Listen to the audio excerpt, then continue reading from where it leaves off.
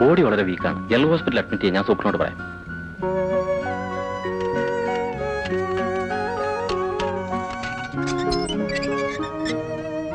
വരും, ജനറൽ ഹോസ്പിറ്റലിലേക്ക് പോവാം. എടി, ജയിലിൽ വരുന്നെങ്കിൽ ഗർഭം ഉണ്ടാക്കിക്കൊണ്ട് വരണം. നല്ല ഭക്ഷണം, പുറത്ത് ആസ്പത്രിയിൽ പോയുള്ള ചികിത്സ. എടി എടി, മതി, നിർത്ത്.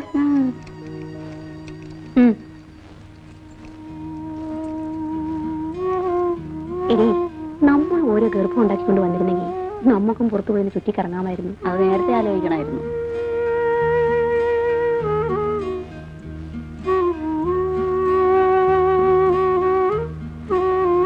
ഞാൻ പോയിട്ട് വരട്ടെ രജനി.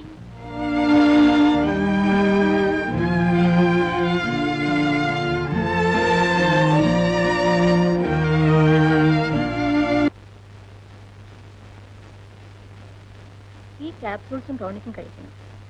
ഒരാഴ്ച മുടങ്ങാതെ ഇഞ്ചക്ഷനും എടുക്കണം. എന്നും ഇഞ്ചക്ഷൻ എടുക്കാൻ ഇന്ദുവിന്റെ കൂടെ രവിക്ക് വരാൻ പറ്റുമോ? ഇന്ദു കല്യാണിയമ്മയും കൂട്ടി വന്നോളൂ. ഭാര്യമാര് ഗർഭിണിയായ ഭർത്താക്കന്മാർക്ക് ജോലിയായി. ഫസ്റ്റ് ഡെലിവറിക്കേ ഉള്ളൂ ഭർത്താക്കന്മാർക്ക് ടെൻഷൻ. അത് കഴിഞ്ഞാൽ പിന്നെ റൊട്ടീൻ ആയിക്കൊള്ളും. അപ്പൊ ഞങ്ങൾ ഇറങ്ങട്ടെ.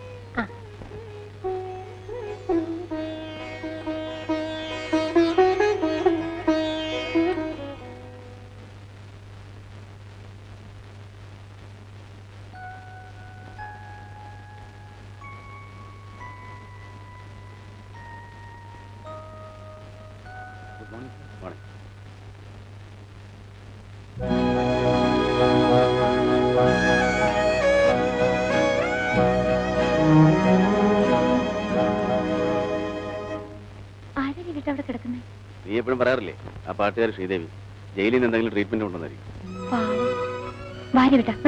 എന്തിനാ ഇന്ദു വെറുതെ ആവശ്യമില്ലാതെ? ഒരു മിനിറ്റ്, ഇപ്പൊ വരാന്നേ. നീ പോട്ടോ, ഞാൻ ഇവിടെ. ആരാ? ഞാൻ ഈ കുട്ടിയൊന്ന് കാണാൻ വന്നതാ.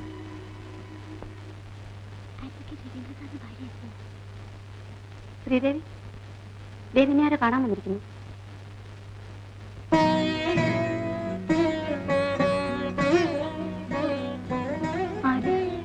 എന്റെ പേര് ഇന്ദു. ഞാൻ ഡോക്ടർ ശാന്തേടത്തി ഒന്ന് കാണാൻ വന്നതാ. ശ്രീദേവി എന്നല്ലേ പേര്? അതെ. എങ്ങനെ അറിയാം? എനിക്കറിയാം. എന്താ അസുഖം?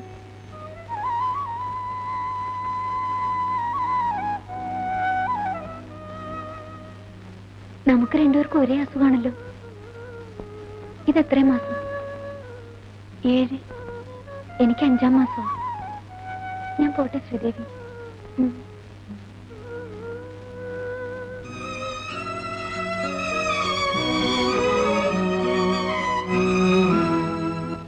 രവിയേട്ടനല്ലേ ശ്രീദേവിക്ക് ചിട്ട വാങ്ങിച്ചു കൊടുത്തത്? ശാപം കിട്ടുമെന്ന എനിക്ക് പേടി. പെണ്ണ് മനസ്സുകൊണ്ട് ശപിച്ച എന്താ ഉണ്ടാവുമെന്നറിയോ? വീട്ടിലുള്ളവർക്ക് അതിന്റെ ദോഷം. നീ ഒന്നും മിണ്ടാതിരിക്കുന്നുണ്ടോ? ഞാനിതൊന്ന് വായിച്ചു തീർത്തോട്ടെ. രാത്രി കുറച്ചു നേരം എന്തെങ്കിലും വിശേഷം പറയാൻ രവിയേട്ടന് കിട്ടും. അപ്പൊ എന്തെങ്കിലും വായിച്ചുകൊണ്ടിരിക്കും. ഇങ്ങോട്ടാ. ഞാൻ പറഞ്ഞതുവല്ലോ രവിയേട്ടൻ ശ്രദ്ധിച്ചോ? എന്ത് ശ്രദ്ധിക്കാൻ? നിനക്ക് ആപ്പടെ ഒരു സബ്ജക്റ്റിലേ ഉള്ളൂ. ഹോസ്പിറ്റലിൽ വെച്ചാ പെണ്ണെ കാണിച്ചു തരാൻ പോയത് അബദ്ധമായി. ആ കുട്ടിയെ കണ്ടാലറിയാം നിരപരാധിയാണെന്ന്. നാളെ ഞാൻ ആശുപത്രി പോകുമ്പോ ആ കുട്ടിക്ക് എന്തെങ്കിലും വാങ്ങിച്ചു കൊടുക്കും. ചേടാ, ഞാൻ കേസ് വാദിച്ച് ശിക്ഷ വാങ്ങി കൊടുക്കുന്ന പെണ്ണുങ്ങളെയല്ലേ എന്റെ ഭാര്യ പോയി കാണുക, കുശലം പറയുക, അവർക്ക് വേണ്ട സഹായങ്ങൾ എത്തിച്ചു കൊടുക്കുക. നല്ല ഏർപ്പാടാണല്ലോ. നിനക്ക് ആ പെണ്ണിന്റെ ഗാർഡിയൻഷിപ്പ് ഏറ്റെടുക്കാനുള്ള വല്ല പരിപാടിയുണ്ടോ?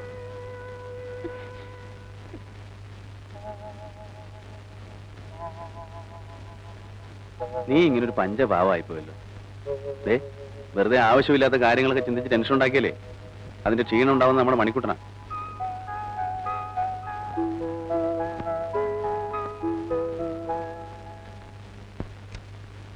ഇന്ദു, ഞാൻ ഇറങ്ങുന്നു. ഇന്ന് രവിയേട്ടൻ എല്ലാം മറന്നു. ഗുരുവായൂരപ്പനെ തൊഴുന്ന കാര്യം മറന്നില്ലേ? കോടതിയിൽ പോകാനുള്ള തിരക്കൊണ്ടാണ് ഗുരുവായൂരപ്പനെ മറന്നതെന്ന് മൂപ്പർക്ക് മനസ്സിലാവും. പക്ഷെ എന്നെ ഇന്ദുക്കുട്ടിക്ക് മാത്രം മനസ്സിലാവും. മനസ്സിലാവില്ല. ഇതൊക്കെ പറഞ്ഞു ജയിക്കേണ്ട കാര്യങ്ങളല്ല. സോറി.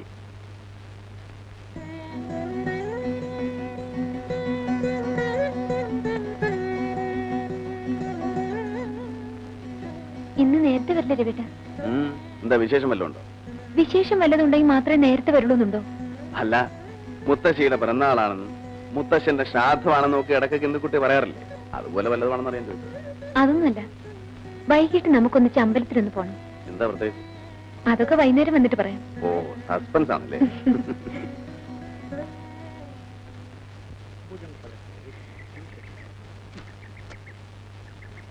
വയറെല്ലാം എടുത്താടോ, പോയി തുപ്പിട്ട് പാടോ. ആ ഇന്ദു, ഞാൻ പോയിട്ട് കാറയക്കാം. കല്യാണിയമ്മയും കൂട്ടി ഹോസ്പിറ്റലിൽ പോയി ഇഞ്ചക്ഷൻ എടുക്കാം. അതെ.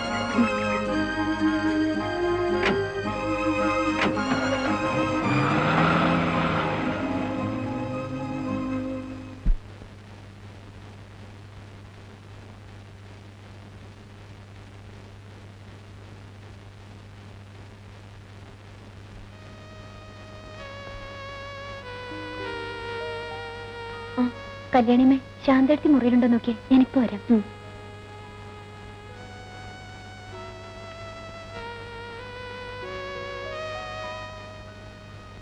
ശ്രീദേവിക്ക് വേണ്ടി കുറച്ച് ആപ്പിള് കൊണ്ടുവന്നിട്ടുണ്ട്, കൊടുത്തോട്ടെ. പുറത്തുനിന്ന് കൊണ്ടുവരുന്ന സാധനങ്ങളൊന്നും കൊടുക്കാൻ പാടില്ലെന്ന് നിയമം. ശരി, കൊടുത്തോളൂ. എന്തിനാ ഇതെല്ലാം? ആപ്പിള് കഴിക്കാൻ പാടില്ലെന്ന് ഡോക്ടർ പറഞ്ഞിട്ടൊന്നുമില്ലല്ലോ.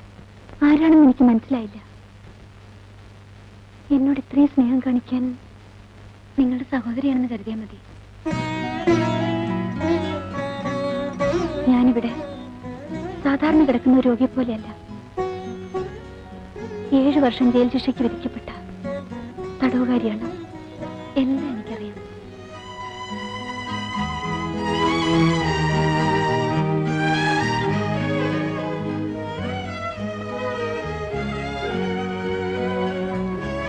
ആഹാ, ഇന്ദു ഇവിടെ വന്ന് നിൽക്കുകയാണോ? ഇഞ്ചക്ഷൻ എടുക്കണ്ടേ? വരൂ, വരട്ടെ.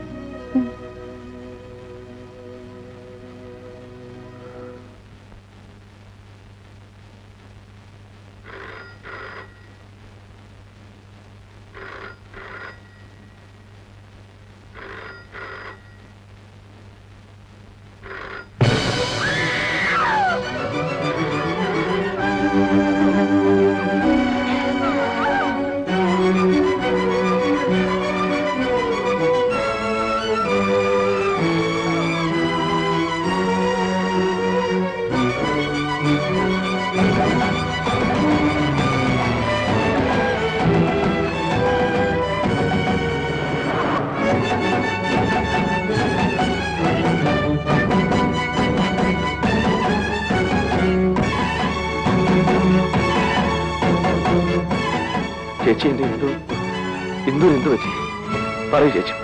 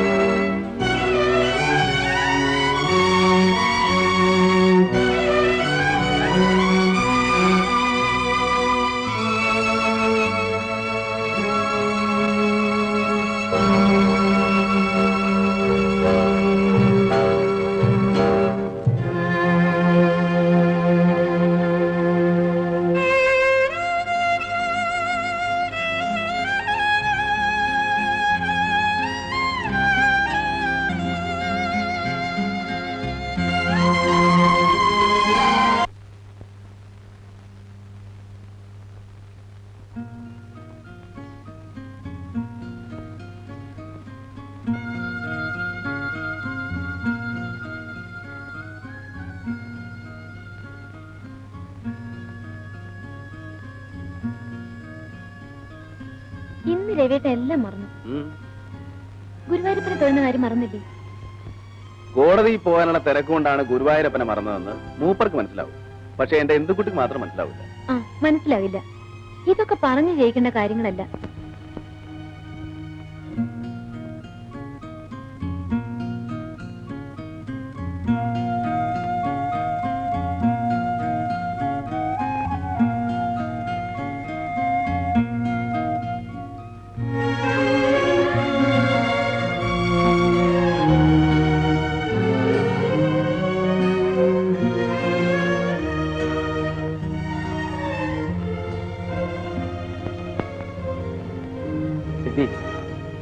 നഷ്ടപ്പെട്ടത് ഒരിക്കലും തിരിച്ചു കിട്ടാൻ പോകുന്നില്ല. ഈശ്വരന്റെ കൽപ്പനകൾ അനുസരിച്ചല്ലേ പറ്റൂ. എഴുന്നേറ്റ് ചെന്ന് കുളിച്ച വല്ലതും കഴിക്കാൻ നോക്ക്. എത്ര ദിവസമെന്ന് വെച്ചാ ഇങ്ങനെ ഇരിക്കുന്നേ? എഴുന്നേക്ക് രവി.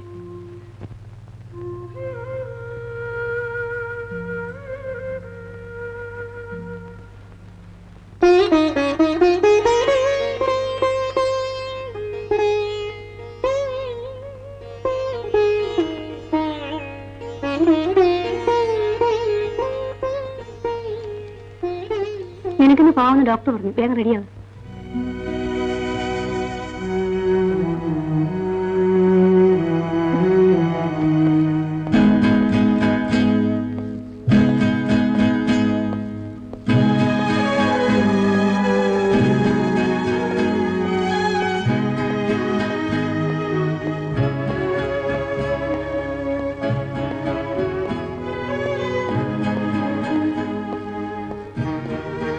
കുഞ്ഞിനെ വരും.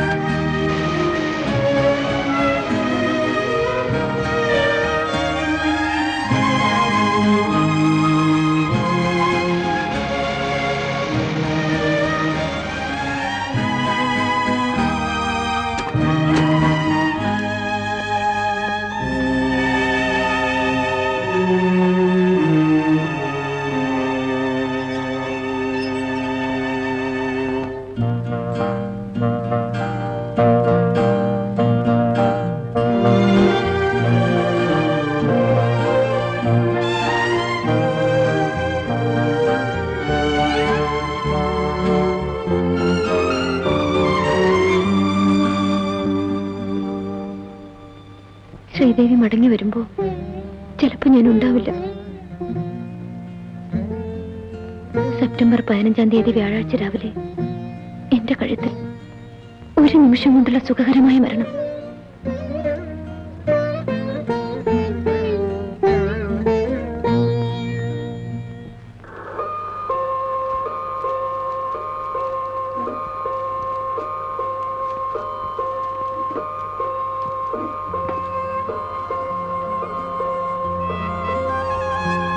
രവി രവി വരുന്നില്ലേ? കോടതി കൂടാൻ സമയമായി.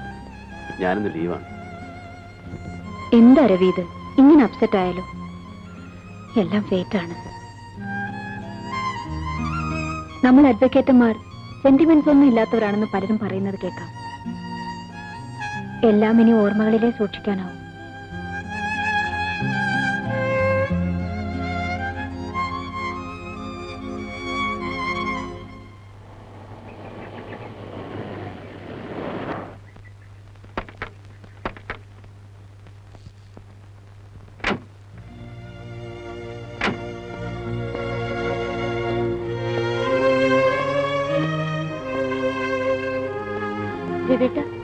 എന്താ രവിട്ട ഇത്? ഷൂ ഇട്ടുകൊണ്ടാണ് അകത്ത് പോന്നേ? കൊച്ചുകുട്ടിയല്ലേ എന്നിങ്ങനെ ഓർമ്മിപ്പിക്കാൻ.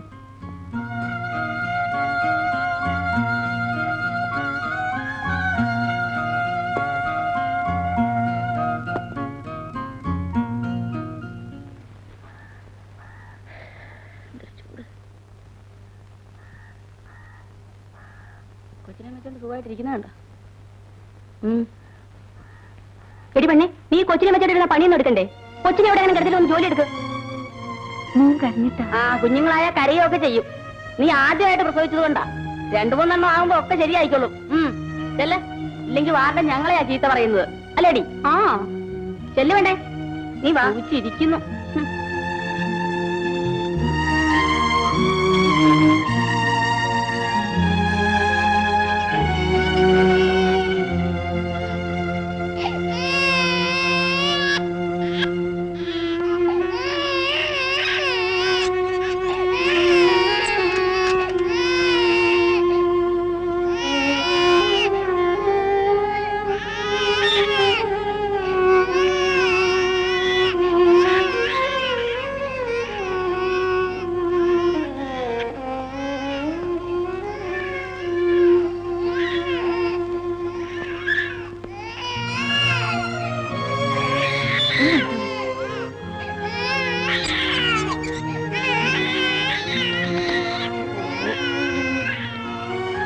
കുഞ്ഞിന് വിശക്കുന്നുണ്ടാവും. നീ എന്നാ ശ്രീദേവി എന്ന് പറഞ്ഞേക്കും. രവിയെ ഞാനിങ്ങോട്ട് കൂട്ടിക്കൊണ്ടു വന്നത് ഒരു പ്രത്യേക കാര്യം പറയാൻ വേണ്ടിയാണ്. എന്തു മരിച്ച ദുഃഖം ഇന്നും തന്നെ വിട്ടുമാറിയിട്ടില്ലെന്നറിയാം. ഒരിക്കലും അത് മാറുകയുമില്ല. എന്നാലും താൻ ചെറുപ്പമാണ്. ഈ ഏകാന്തതയിൽ നിന്നും കുറച്ചെങ്കിലും മോചനം കിട്ടണമെങ്കിൽ താൻ മറ്റൊരു വിവാഹം കഴിക്കണം. ശരിയാ രവി, നീ ഒരു വിവാഹം കഴിച്ചാലേ. ഇല്ല ശാന്തൻ, ഇനിയൊരു വിവാഹത്തെ കുറിച്ച് എനിക്ക് ചിന്തിക്കാനാവില്ല. തന്നെ ഞങ്ങൾ ഉപദേശിക്കുകയാണെന്ന് കരുതരുത്. വിവാഹം കഴിഞ്ഞ ഉടനെ എത്രയോ പേരുടെ ഭാര്യമാർ മരിച്ചിരിക്കുന്നു. അവരൊക്കെ ജീവിക്കുന്നില്ലേ? എല്ലാം ഓരോരുത്തരുടെ ഫേറ്റാണ്. മേനോൻ ചേട്ടനും ശാന്തയെടുത്തും എന്നെ നിർബന്ധിക്കരുത്.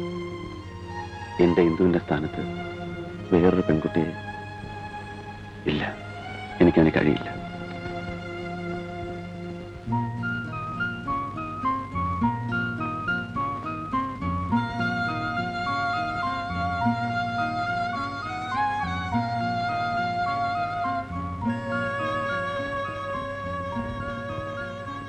രവീഷ്ണല്ലേ ശ്രീദേവിക്ക് ശിക്ഷ വാങ്ങിച്ചു കൊടുത്തത്? ശാപം കിട്ടുമെന്ന് എനിക്ക് പേടി. പെണ്ണ് മനസ്സുകൊണ്ട് ശപിച്ച എന്താ ഉണ്ടാവാന്നറിയോ? വീട്ടിലുള്ളവർക്കാ അതിന്റെ ദോഷം. അവിവാഹിതയായ നിങ്ങൾ ഇപ്പോൾ 3 മാസം ഗർഭിണിയാണെന്ന് ഞാൻ പറഞ്ഞാൽ നിങ്ങൾക്ക് നിഷേധിക്കാൻ പറ്റുമോ? മാന്യന്മാരായ എല്ലാ തന്തമാരുടെയും പേര് പറയാൻ കഴിഞ്ഞില്ലെങ്കിലും ഒരാളുടെയെങ്കിലും പേര് പറയാമോ?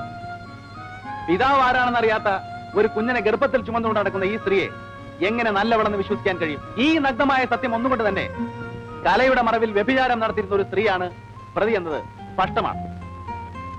She deserves the maximum punishment. ശ്രീദേവിയുടെ സ്ഥാനത്ത് ഞാനായിരുന്നെങ്കിൽ രവീഷ്ണ ഈ കേസ് വാദിക്കുമായിരുന്നു.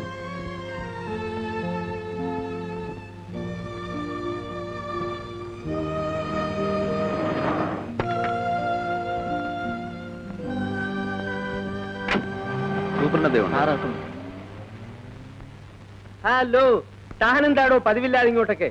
പിന്നെ എന്തൊക്കെയുണ്ട്? തന്റെ തീരുമാനത്തിന് വല്ല മാറ്റവും ഉണ്ടായോ? ആദ്യമൊക്കെ നമുക്ക് മറക്കാൻ കഴിയില്ലെന്നും മറ്റൊരു വിവാഹം വേണ്ടെന്നുമൊക്കെ തോന്നും. പിന്നെ കാലമല്ലേടോ, അവൻ ചില പൊടിക്കൈകളൊക്കെ ഉപയോഗിച്ച് നമ്മുടെ തീരുമാനത്തെ തന്നെ ചിലപ്പോൾ മാറ്റിയെന്ന് വരും. ആ തീരുമാനത്തിന് മാറ്റമൊന്നും വന്നിട്ടില്ല. പിന്നെ ഞാൻ ഇപ്പൊ വന്നത് വേറൊരു കാര്യത്തിനാണ്. എന്താ കാര്യം? ഒരു കൊലക്കേസിൽ 7 കൊല്ലം ശിക്ഷിച്ച് ഇവിടെ ജയിലിൽ കഴിയുന്ന ഒരു പെൺകുട്ടിയുണ്ട്, ശ്രീദേവി. ശ്രീദേവി?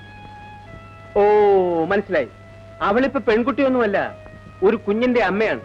6 മാസം മുമ്പ് അവള് പ്രസവിച്ചു.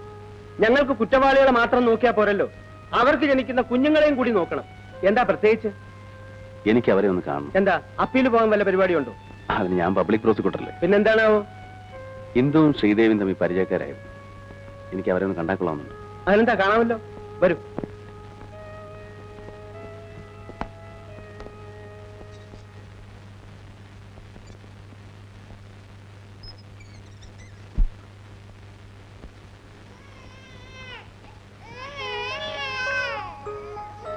ഇതാണ് അവരുടെ കുട്ടി. അവരെവിടെ പോയി? 3 നേരവും സുഭിക്ഷമായി ആഹാരം കൊടുക്കുന്നതല്ലേ? എന്തെങ്കിലും ജോലി ചെയ്യിക്കണ്ടേ? ഇവിടെ എവിടെയെങ്കിലും കാണും. ഞാൻ വിളിക്കാം. ശരി.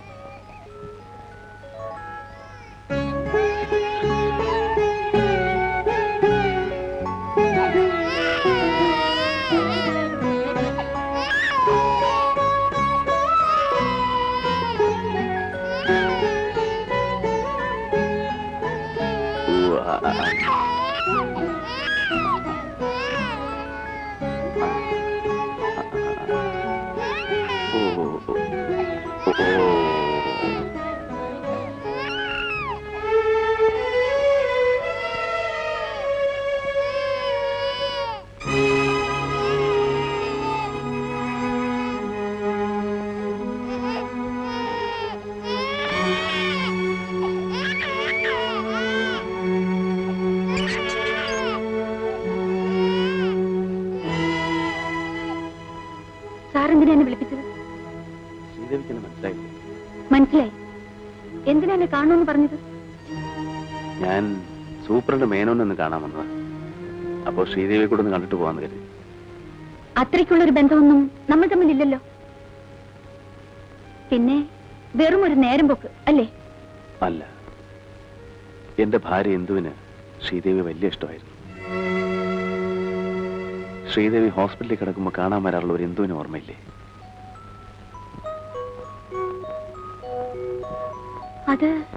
അത് സാറിന്റെ ഭാര്യയാണോ? അതെ. ഇന്ദുവിന് സുഖമാണോ സാർ? പ്രസവിച്ചെടുക്കുകയായിരിക്കും. അല്ലേ? അല്ല, ഇന്ദു മരിച്ചുപോയി.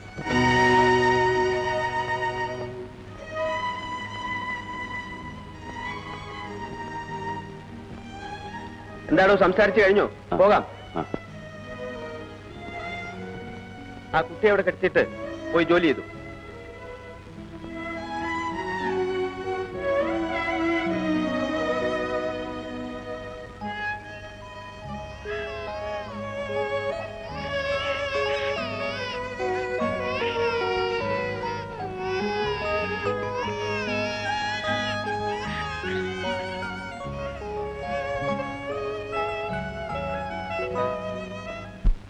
താൻ എന്താണ് ഈ പറയുന്നത്? എവിടെയോ അലവലാതിയായി നടന്ന് ഒരു കൊലപാതകവും ചെയ്ത് ജയിലിൽ കഴിയുന്ന ഒരു സ്ത്രീയുടെ കുഞ്ഞിനെ തന്നെ എടുത്ത് വളർത്തണമെന്നുണ്ടോ? എടോ, ഇവിടെ ഒരുപാട് അനാഥാലയങ്ങളുണ്ട്. അവിടെ നിന്ന് ഏതെങ്കിലും ഒരു കുഞ്ഞിനെ എടുത്ത് വളർത്തിയാൽ ഇതിനേക്കാൾ അന്തസ്സാണ്. അനാഥയായ ഒരു കുഞ്ഞിനെ എടുത്ത് വളർത്തുക എന്നല്ല എന്റെ ഉദ്ദേശം. പിന്നെ? ഓ, താൻ 7 കൊല്ലത്തെ ശിക്ഷ വാങ്ങിക്കൊടുത്തതിലുള്ള വിഷമം കൊണ്ടായിരിക്കും. എടോ, ഇവിടെ ജീവപര്യന്തവും മരണശിക്ഷയും വിധിക്കപ്പെട്ട ഒരുപാട് പേരുണ്ട്. അവരോടൊക്കെ വക്കീലന്മാർക്ക് സിമ്പതി തോന്നി തുടങ്ങിയാൽ വിഷമിച്ചു പോത്തേ ഉള്ളൂ. തനിക്കിത് എന്തു പറ്റി? എന്താണെന്ന് വെച്ചാൽ തുറന്നു പറ, ഞാൻ പരിഹാരം ഉണ്ടാക്കിത്തരാം. മേനോൻ ചേട്ടാ, എന്റേതെന്ന് പറയാൻ എനിക്കൊരു കുട്ടിയില്ല. ഇന്ദുവിന് ശ്രീദേവി വലിയ ഇഷ്ടമായിരുന്നു.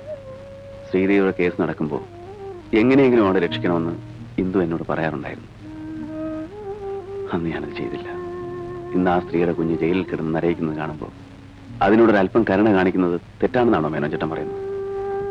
ഞാൻ പറയാനുള്ളത് പറഞ്ഞു. ഇനിയൊക്കെ തന്റെ ഇഷ്ടം.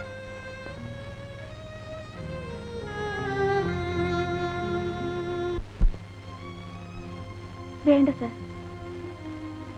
എനിക്ക് ശിക്ഷ വാങ്ങി തന്നതിലുള്ള സഹതാപം കൊണ്ടായിരിക്കും ഇങ്ങനെ ഒരു തീരുമാനവുമായി സാറിപ്പോൾ വന്നത്. അല്ല, ഒരു തെറ്റും ചെയ്യാത്ത ഈ കുഞ്ഞെങ്കിലും നല്ല നിലയിൽ വളരട്ടെ എന്ന് കരുതിയാണ്. സർ, ഇപ്പോൾ കാട്ടുന്ന ഈ സഹതാപത്തേക്കാൾ എത്രയോ നന്നായിരുന്നു അന്ന് എനിക്കൊരു വധശിക്ഷ വാങ്ങി തന്നിരുന്നെങ്കിൽ ഞാനും എന്റെ മോനും ഒരുമിച്ച് ഒരു നിമിഷം കൊണ്ട്.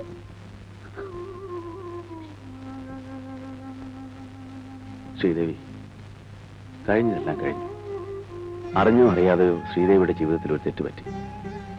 ആ തെറ്റിന്റെ ശിക്ഷ ഒന്നും അറിയാത്ത ഈ കുഞ്ഞുകൂടെ അനുഭവിക്കുന്നു. എനിക്ക് ശ്രീദേവിയോട് ഒന്നേ പറയാനുള്ളൂ, ഈ കുഞ്ഞിന്റെ നന്മയോർത്തെങ്കിലും മോനെ എന്റെ കൂടെ വളരാൻ അനുവദിക്കുന്നു. എന്റേതെന്ന് പറയാൻ എനിക്ക് കുഞ്ഞു മാത്രമേ ഉള്ളൂ. ഇവന്റെ മുഖം കണ്ട നിമിഷം മുതലാണ് ഞാൻ മരണത്തെ മറക്കാൻ തുടങ്ങിയത്. ഇല്ല സർ, എന്റെ മോനെ ഞാൻ തരില്ല. എനിക്കതിനാവില്ല.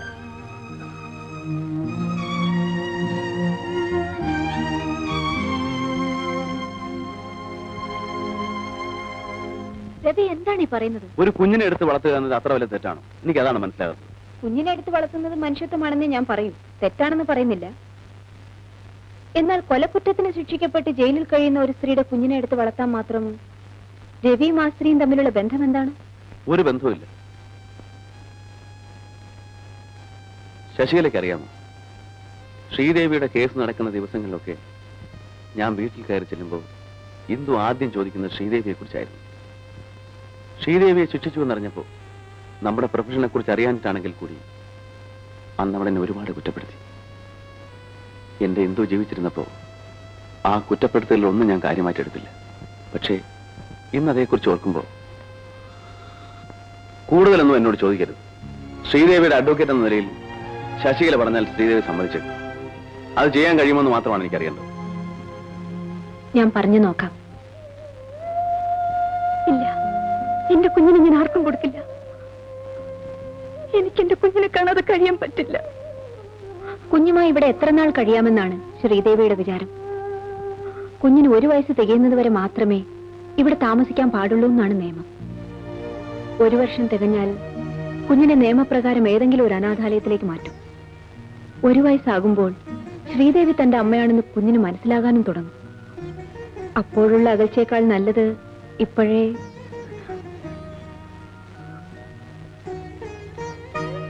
നിന്റെ വേദന എനിക്കറിയാം കുട്ടി, പക്ഷെ എല്ലാം നിന്റെ നന്മയ്ക്ക് വേണ്ടിയാണ് ഞാൻ പറയുന്നത്. ഒന്ന് ഓർത്തു നോക്കൂ, അനാഥാലയത്തിൽ വളരുന്നതിനേക്കാൾ എത്രയോ നല്ലതാണ് നീ അറിയുന്ന ഒരു മനുഷ്യന്റെ സംരക്ഷണയിൽ നിന്റെ കുഞ്ഞ് വളരുന്നു. വലുതാകുമ്പോൾ നിന്റെ കുഞ്ഞിനെ ആർക്കും അനാഥ കുട്ടിയായി കാണാനും കഴിയില്ല.